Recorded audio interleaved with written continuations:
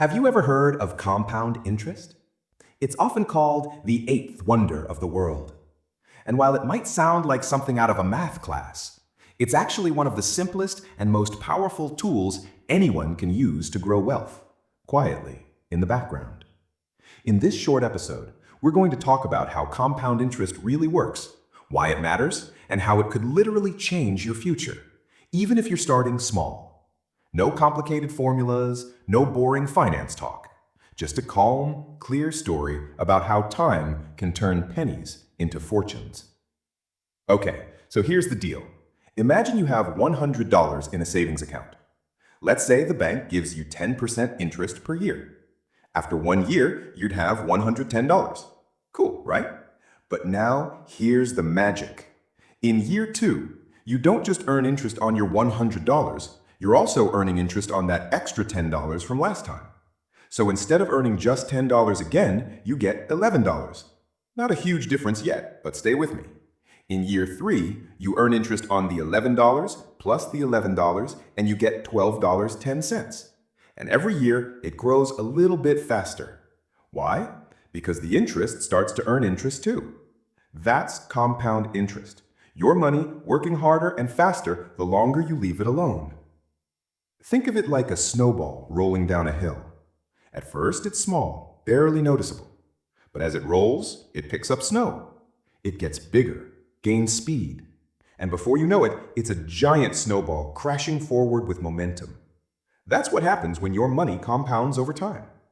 In the beginning, it looks slow, minimal, almost boring. But give it enough time, and suddenly, your savings start growing by thousands of dollars without you adding anything new. That growth starts to feel magical. But it's not magic, it's just time. Let me tell you a quick story. Sarah and James are both 19 years old. Sarah starts putting aside just $100 a month into an investment account.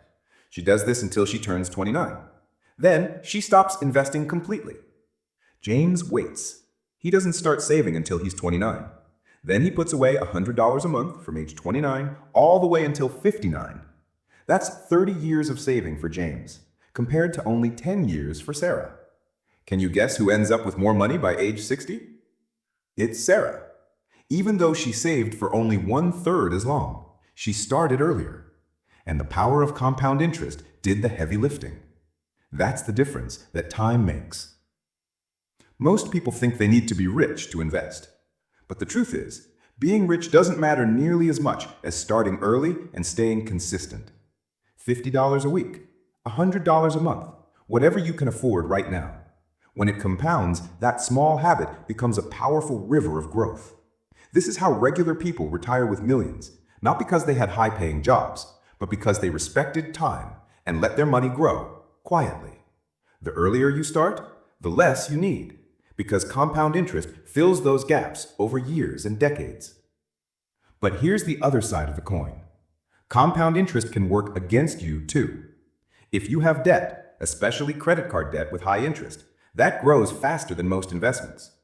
Every month you don't pay it off, you're compounding your losses. It's like a leak in your financial bucket. So the rule is simple. Pay off high interest debt as quickly as possible. Then start making your money work for you, not against you. So let's wrap this up. Compound interest isn't about being good at math. It's about respecting time and making small steps consistently. Start early, stay patient, and let the quiet power of compounding take care of the rest. If this helped you, consider subscribing or sharing it with a friend who needs to hear it. Thanks for listening. Your future self will thank you for showing up today.